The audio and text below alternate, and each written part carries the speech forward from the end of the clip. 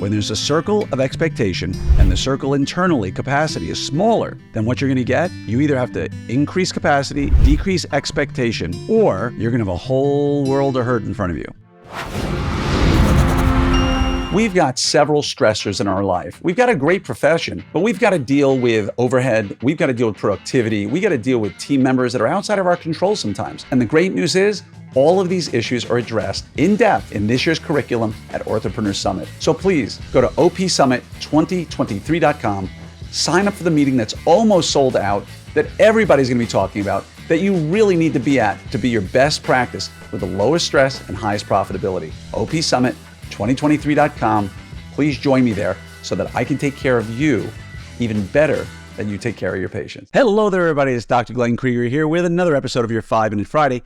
Today, I want to talk about the gap between expectation and outcome. Now, we all have expectations. We all have things that we set up and we plan that we want to have done in our practice. We say, hey, I expect you to do this, and then something happens and either it meets that expectation or it doesn't. Now, I want you to think about expectation as a big circle, and that circumference is kind of the expectation, and everything within it is the expectation. I want you to think about the outcome when it falls short as being a smaller circle inside. And I want you to think of it more as capacity, mental capacity, physical capacity to do the job. But whoever you're handing it to, you gave an expectation.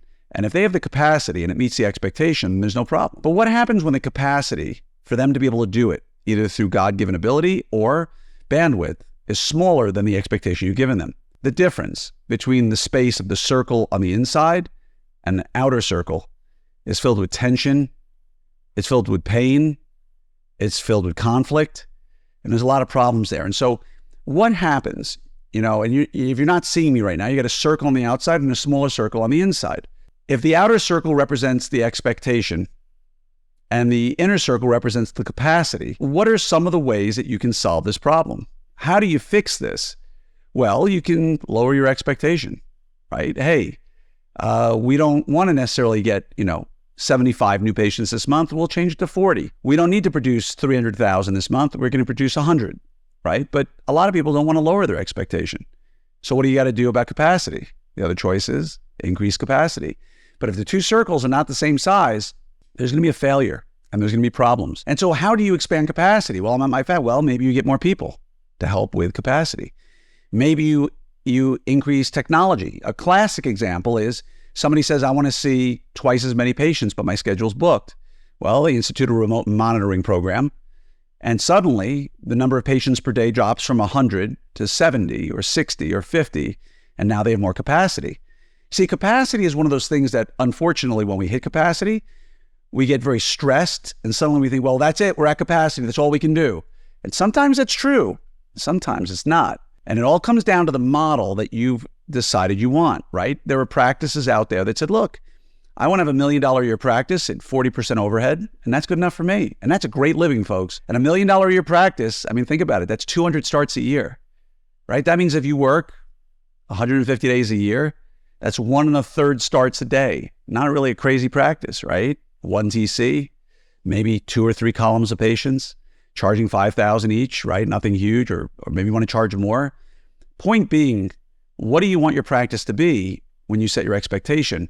And then what do you got to do to hit capacity? Now, you may say, I want to do $5 million a year. We're doing $3 million a year, but I can't find more dental assistants to help me. Well, sounds like technology needs to be implemented. You need some sort of remote monitoring program to start remote monitoring. Maybe you want to start using other forms of technology to help speed things up. Maybe you want to start using customized brackets and pads so that you can, put a wire in and see people less frequently. Maybe you want to do more aligners to do less frequent appointments. I'm not saying that there's going to be any decrease in the quality of care. That's up to you. You can use any of the aforementioned technologies and not see a decrease in quality of care.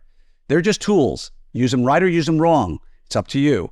But my point here is, when there's a circle of expectation and the circle internally, capacity, is smaller than what you're going to get, you either have to increase capacity, decrease expectation, or you're going to have a whole world of hurt in front of you. And so I hope this helps you.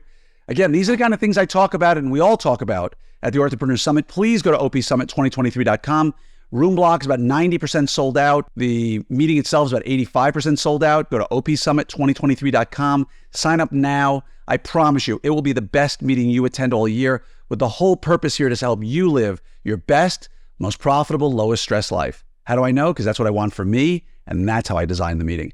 Much love to each and every one of you, and wishing you a wonderful, wonderful day.